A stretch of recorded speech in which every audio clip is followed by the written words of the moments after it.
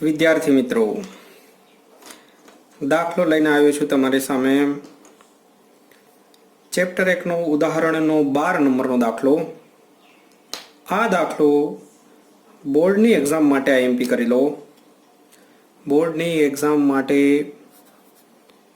Most IMP દાખલાની અંદર આવશે. બહુ સરસ મજાનો એવો દાખલો છે. દાખલાની માહિતી વાંચું છું, લખાણ પર બી ધ્યાન આપજો. રેફરન્સની અંદર બરાબર લખીને આપ્યું નથી. બુકની અંદર પણ લખાણ થોડું સમજણ ઓછી પડે એવું છે,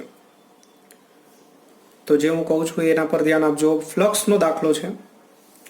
માહિતી આ રીતે છે કે x ગ્રેટર ધેન 0 એટલે કે ધન x માટે વિદ્યુત ક્ષેત્ર 200 I કેરેટ પ્લસ છે. એટલે આ બાજુ વિદ્યુત ક્ષેત્ર જે છે એમની ડાયરેક્શન આ બાજુ છે. સમજો આ રીતે વિદ્યુત ક્ષેત્ર છે. અહીંયાથી તમે કોઈ બી જગ્યાએ જશો તો, અને x લેસ ધેન 0 નો મતલબ શું થાય? ઋણ. તો ઋણ x અક્ષ પર વિદ્યુત ક્ષેત્ર જે છે એ તમે જુઓ તો માઇનસ I કેરેટ એટલે ડાબી બાજુ છે. અને એ જ વસ્તુ તમને પછી આકૃતિની અંદર સમજાય છે બાકીની વસ્તુ, કે આ એક નળાકાર છે. નળાકારને કઈ રીતે ગોઠવેલો છે તો જરા જુઓ ધ્યાનથી કે નળાકારનું મધ્ય બિંદુ અહીંયા રાખ્યું છે ઉગમ બિંદુ પર. એટલે 10 સેન્ટીમીટર ટોટલ લંબાઈ રકમમાં લખીને આપી છે 20 સેન્ટીમીટર. એટલે મેં અહીંયા બધું દર્શાવી દીધું છે જે માહિતી છે એ. ત્યારબાદ આમની ત્રિજ્યા આપી દીધી છે. આ નળાકાર છે સમજો, તો એમની આ જે ત્રિજ્યા હોય એ તમને આપી દીધી છે 5 સેન્ટીમીટર. ઓકે. ત્યારબાદ પ્રશ્ન શું છે જુઓ,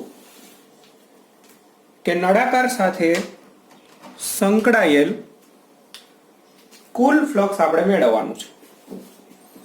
કુલ ફ્લક્સ કેટલું હશે એ પ્રશ્ન છે.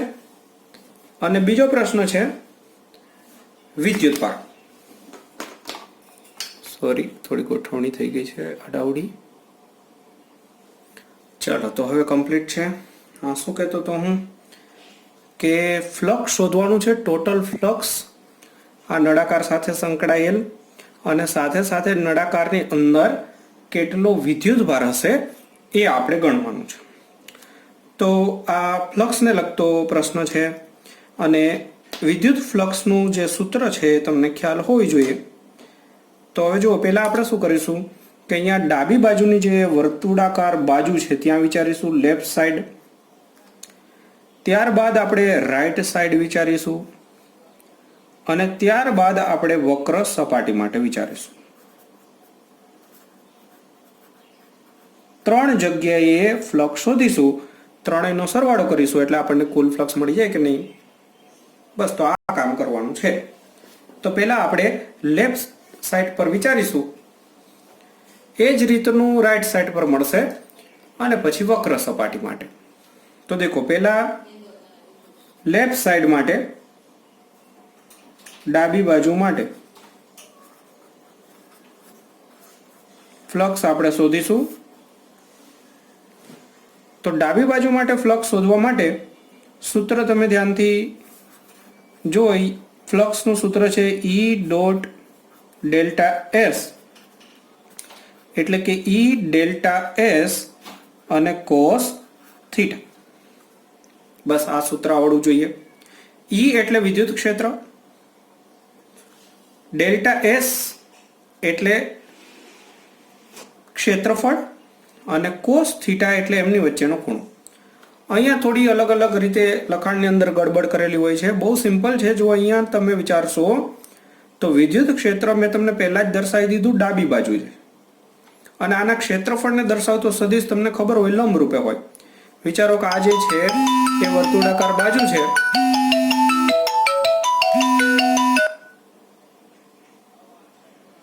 હા, તો આ વર્તુળાકાર જે બાજુ છે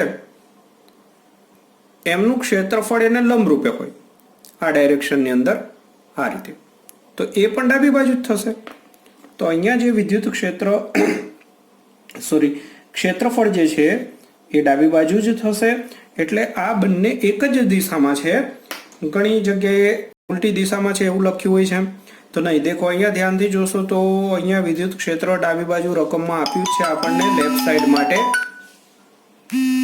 તો વિદ્યુત ક્ષેત્ર ડાબી બાજુએ છે અને ઈ પણ ડાબી બાજુએ છે, એટલે બંને વચ્ચેનો ખૂણો જે છે અહીંયા શૂન્ય આવશે.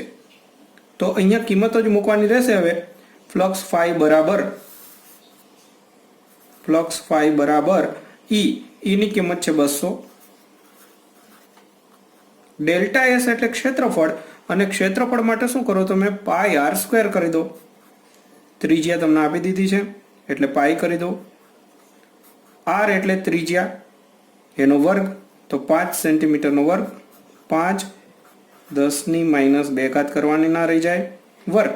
તો શું કર્યું મેં અહીંયા? ઘણાને પ્રશ્ન થશે કે સાહેબ માઇનસ કેમ ના લખ્યું? જો એ કોઈ લખવાની જરૂર નથી, આની અંદર બધું આવી ગયું. જો લખો તમે અહીંયા માઇનસ, તો માઇનસ આઈ કેરેટ લખશો તો પછી એ અહીંયા લખવું પડે. આપણે આ તો અદિશ કરી નાખ્યું કહેવાય, અહીંયા લખવું પડે. લખવું હોય તો લખાય. માઇનસ આઈ કેરેટ લખો તો આમના માટે બી તમારે શું લખવું પડશે? ડાબી બાજુ છે તો માઇનસ આઈ કેરેટ જ લખવું પડશે. તો માઇનસ માઇનસ પ્લસ થઈ જશે. ખ્યાલ આવ્યો કે નહીં? તો એનાથી કોઈ ફરક નહીં પડે. લખવું હોય તો આ બે જગ્યાએ લખો તો માઇનસ માઇનસ પ્લસ થઈ જશે. બસ આનું સાદુરૂપ આપી દો.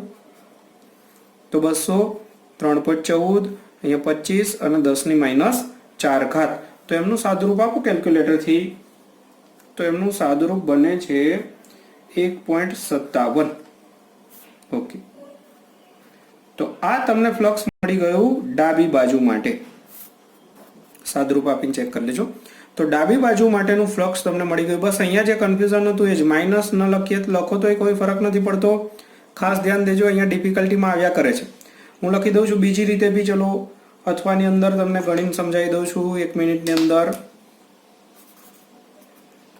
લખવું હોય તો ઈ ડોટ ડેલ્ટા એસ. ચલો લખી નાખીએ. ઈ બરાબર માઇનસ લખવું છે તો માઇનસ 200 આઈ કેરેટ. પછી ડોટ ગુણાકારની અંદર ડેલ્ટા એસ જે છે, ડેલ્ટા એસ માટે ક્ષેત્રફળ અહીંયા તમે જુઓ ડાબી બાજુએ છે.